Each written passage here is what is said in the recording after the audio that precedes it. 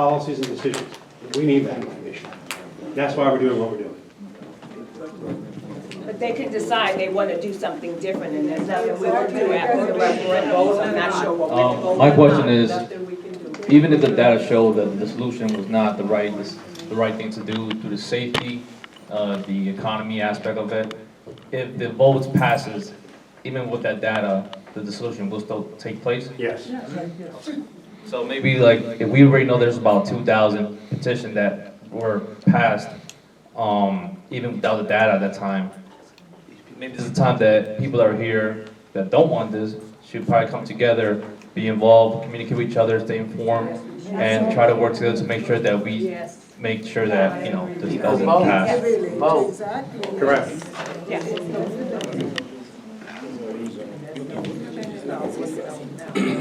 In my opinion, this whole process is an insult to our intelligence. And by the pattern of behavior by the village of Spring Valley, we already know which way this is going. And I know that you said, oh, we could form a block. There's already a block. So what is going to happen is, we're going to go through this charade of a process. The people in this room, the people that look like me and the people who are sitting around me, is we're going to be like children in the backseat of a car with no say.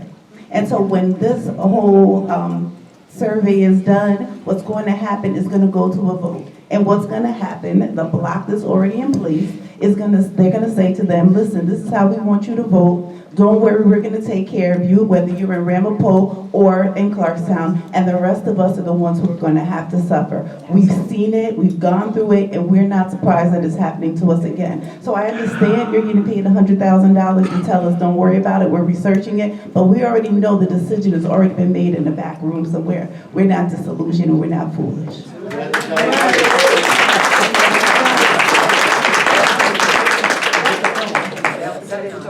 I agree with you. This is a master plan that they had in the works for years. They bring these people in it to tell you about the process and everything, but they done made a decision already. You know? So be woke. Stay woke. And say because they want to get rid of the police and have a police from there. So in the middle of the night, they can come. Somebody can come around and set your house on fire, and enough fire trucks won't come. And then you have to sell your house. But they got people that's sneaking around, setting houses on fire and whatnot. And they know it. So this is a master plan which they're trying to put over on us. 2 years. No one lit those houses on fire. Stop. You don't know what you're talking about. If I can get the mic out. This is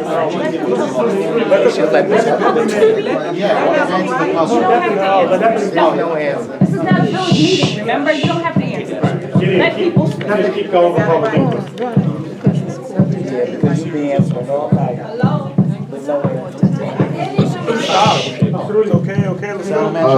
Excuse me.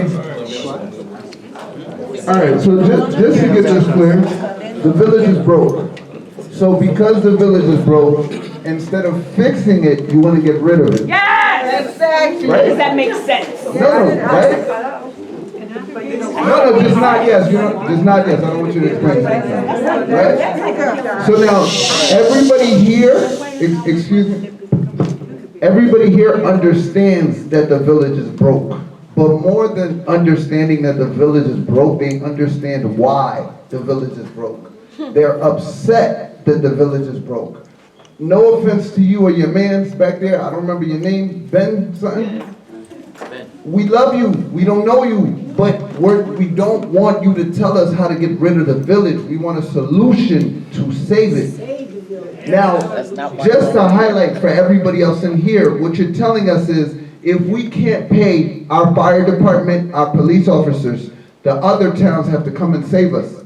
Guess what? Nobody's been coming to save us, and we still broke.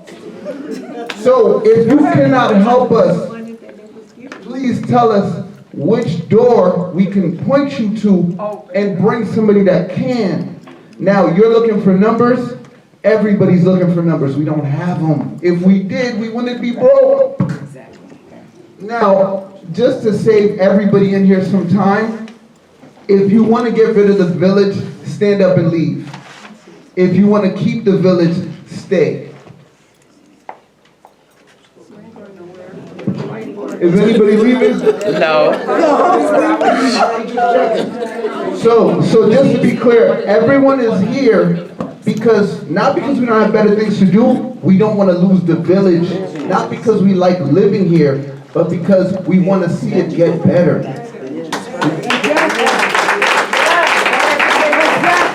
So, to save everyone some time, come to us with a plan, once you get these numbers, as to how not to destroy the place where all these people live. Correct me if I'm wrong. Do either one of you live here? Okay, so where do you live? You're not gonna tell us, right? Because you don't want us to come and destroy your town. Well, people are destroying our town, and we're trying to get to the bottom of it. I don't know who it is, because if we did, they wouldn't be doing it. So right now, we're looking for solutions, not you explaining us, pardon my French, mispronounced. We don't want you to tell us how you're gonna get rid of our town, village, whatever you wanna call it. We want a plan to save it. Yes. If you don't have that, let me know so I can leave. Well, that's not the purpose of this meeting. This is what you get when you have meetings. Hi, I have a couple of questions, so I'm going to try to get through them as quickly as I can. If the reorganization doesn't go through, where does the $50,000 go, and how does that pair up with the comprehensive plan? A lot of mention was about the petition last year. It didn't go through because less than 10% of the community members did not want the petition to happen. So do the board members care about the less than 10% that wanted the petition, or the other 90, 95 people within Spring Valley who want to see Spring Valley thrive? And then lastly, is it not a conflict of interest to have a deputy mayor who is also the acting chair of the planning board for the town of Ramapo to be participating in this dissolution plan, along with the town supervisor who also is actively, I'm not sure what her position is, but actively working within the village of Spring Valley? Is that not a conflict of interest while this plan is moving forward? Yes, it is.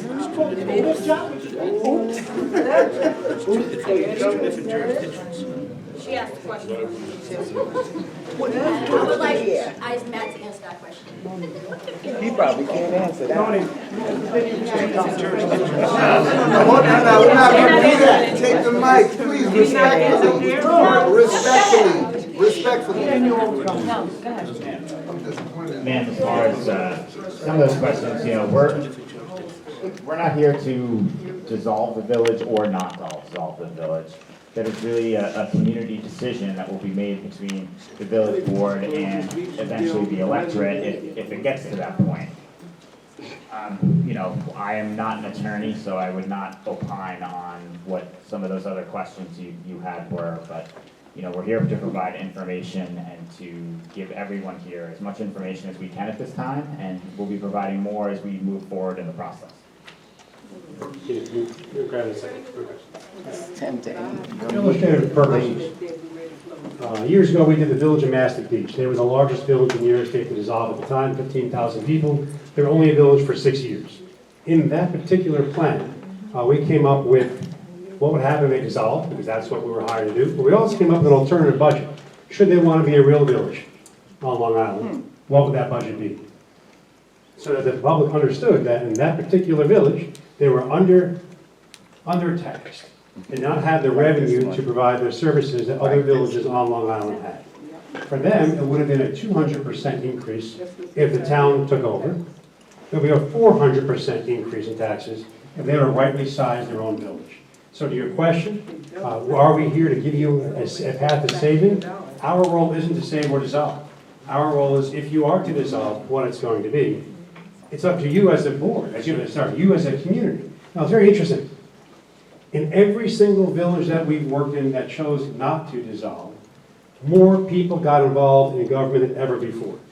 It took this issue to get people to come together of all walks of life that believed in their village, that believed in their services, that believed in their identity, to come together, to come to boards and join committees, get involved in beautification, create a business improvement district, and work together towards their future. They stopped blaming each other